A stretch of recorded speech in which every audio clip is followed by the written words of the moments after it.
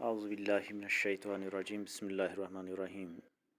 Dear students, یہ 12ویں کی class ہے اور آج ہمارا موضوع منشی پریم چند ہے.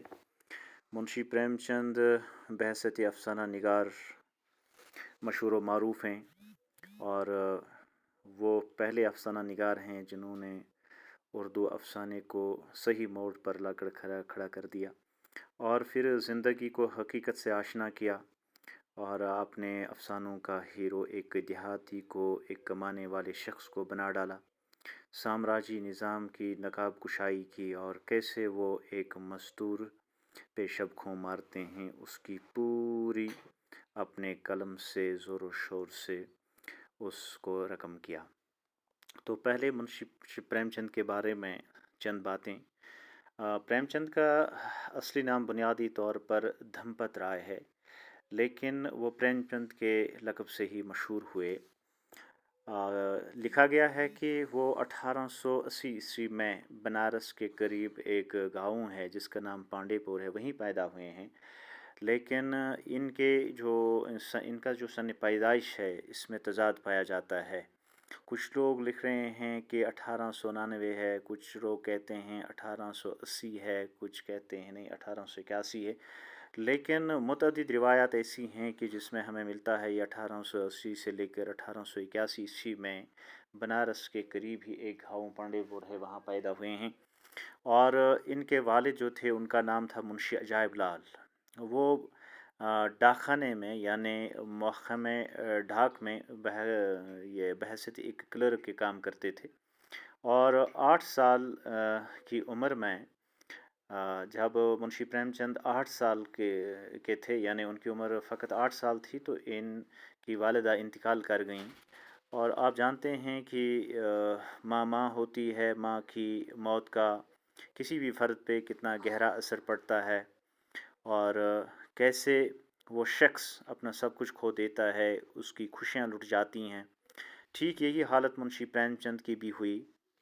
ماں کی موت کے بعد دادی نے ان کی پرورش کی، لیکن دادی بوڑھی تھی، بہت جلد ان کا بھی انتقال ہو گیا. اسی دوران چونکہ ایک مجبوری تھی ان کے والد کی، وہ نہیں چاہتے تھے شادی کرنی، لیکن پریم چند چھوٹا تھا، بچے چھوٹے تھے، وہ اب نہ چاہتے بھی اس کو شادی کرنی پڑی. اس سے کیا ہوتا ہے، سوتیلی ماں گھر میں آ جاتی ہے تو بچوں کو اور زیادہ کوفت کا شکار ہونا پڑتا ہے. حالانکہ زیراکی کے اندر یعنی پردے کے پیچھے وہ بچے ظلم و جبر اور بربریت کا شکار ہوتے ہیں. یہ اکثر دیکھا گیا ہے، کہیں کہیں ایکسیپشنل کیسز ہو سکتے ہیں جہاں یہ لاگو نہ ہو، لیکن اکثر یہی دیکھا گیا ہے. پریم چند بھی والد کی محبت سے محروم ہو گیا، کیونکہ اب سوتیلا پن آ گیا، اب نئی ماں آ گئی، سوتیلی ماں آ گئی. جب باپ نے دوسری شادی کی تو باپ کی محبت سے بھی اس بیچارے کو محروم ہونا پڑا. اور یہ چند حادثات تھے اور ان حادثات کا ان کی شخصیت پر بہت بڑا گہرا اثر پڑا، اور پڑنا ہی تھا کیونکہ بیچارے کی ماں نہیں تھی. دادی نے پرورش کرنی شروع کی، دادی بھی گزر گئیں، والد نے دوسری شادی کی، سوتیلی ماں نے اپنا ایک رویہ اختیار کیا. تو یہ کچھ حادثات تھے اور ان حادثات کا براہ راست ان کی پڑھائی پہ، ان کی عمر پہ، ان کے دل پہ، ان کے دماغ پہ اثر پڑا. یہ 15 سال کے تھے، یہ اس سمے میں صرف 9th پاس کیا تھا، اب یہ 10ویں میں پڑھ رہے تھے. تو ان کی والد نے کیا کیا، پہلے زمانے میں ایسا ہی ہوتا تھا، پہلے زمانے میں چھوٹی عمر میں ہی شادی کر دی جاتی تھی. یہ فقط 15 سال کے تھے تو ان کے والد نے ان کی شادی کی. نتیجہ یہ ہوا یہ 10th کا ایگزام دینے سے رہ گئے. یہ 10th کا، یہ 10ویں کا ایگزام نہیں دے پائے. کچھ دنوں کے بعد ان کے والد بھی چلے گئے، والد کا بھی انتقال ہو گیا. اب ان پہ تو بہت زیادہ یہ ریسپانسبلٹیز پڑیں، بہت زیادہ ذمہ داریاں عائد ہوئیں. تو انہوں نے کیا کیا، انہوں نے سرکاری اسکول میں، ایک سرکاری پرائمری اسکول تھا، وہاں ملازمت اختیار کر لی. تو اب یہ ملازمت کر رہے تھے، یہ بحیثیت ایک استاد کے اپنے فرائض انجام دے رہے تھے. 1920 اور 1921 کے بیچ جب مہاتما گاندھی نے यहाँ पे अंग्रेज़ों के ख़िलाफ़ एक तहरीक शुरू की। उस तहरीक को कहते हैं हम तहरीक अदम ताउन की तहरीक। तो प्रेमचंद ने क्या किया? प्रेमचंद ने भी उसी तहरीक को ज्वाइन किया, मुलाजमत छोड़ दी।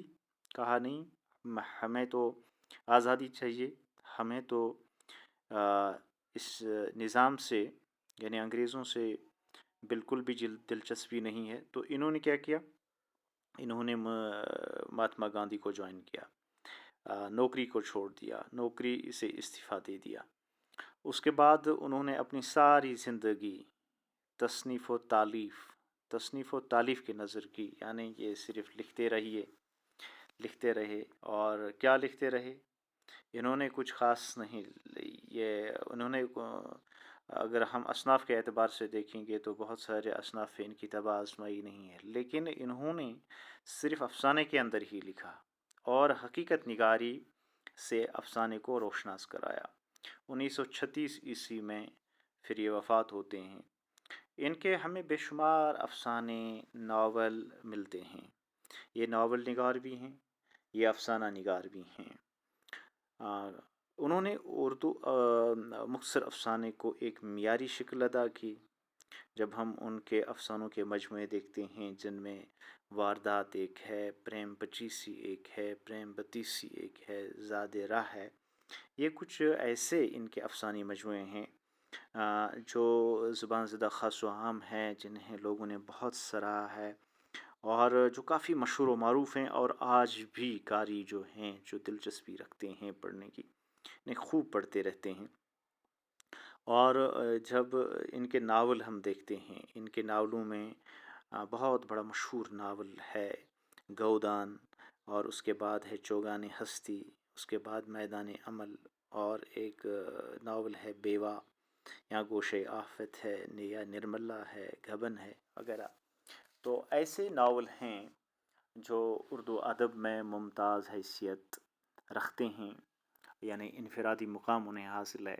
जब हम बाकी नावल निगारों से, हमारी कुरतुल ऐन हैदर है, कृष्ण चंद्र है, इस्मत चुगताई है, या राजेंद्र सिंह भेदी हैं, या मंटू हैं, मंटू का बड़ा अफसाना मशहूर है, टोबा टेक सिंह है, ऐसे ही बहुत सारे अफसाना निगार या नावल निगार हैं। लेकिन जब उनका मुआवजा हम प्रेमचंद से करते हैं तो प्रेमचंद सबकत ले जाता है। प्रेमचंद के नावल और अफसाने अपने में अपनी मिसाल आफ रखते हैं। उन्होंने किसानों की ज़िंदगी को बहुत करीब से देखा और बड़ी सच्चाई के साथ देखा, और बड़ी सच्चाई के साथ उन्हें अपने अफसानों में पेश किया। उनके अफसानों का मखज़न देहाती है, यानी उन्होंने पूरा फोकस देहात पे किया, देहाती पे किया, किसान पे किया, कमाने वाले पे किया। हिंदुस्तानी किसान अपनी पूरी आब-व-ताब के साथ, अपनी पूरी शख्सियत के साथ इनके अफसानों में हमें नज़र आता है। वो जिस चीज़ को जैसा देखते हैं बिल्कुल वैसे ही उसे अपने अल्फाज में पेश करने की कोशिश करते हैं, और इतना अल्फाज का खूबसूरत जामा पहनाते हैं कि कारी का मिजाज बिल्कुल कारी बिल्कुल थकता नहीं है, और हकीकत व असलियत और वाक़ात की बनावट एक रंगीनी लेकर पोशीदा होते हैं। वो किसी को अपनी फितरी राह पर छोड़ते हैं और गैर मामूली अपनी कलमी कुदरत से उसको परवान चढ़ाते हैं। कल हम इनका अफसाना पढ़ेंगे जो बमौसूम गिल्ली डंडा है। इंशाल्लाह वो हम कल पढ़ेंगे, वो सफ़र नंबर 19 पे है। तो तब तक के लिए खुदा हाफिज़, अस्सलाम वालेकुम।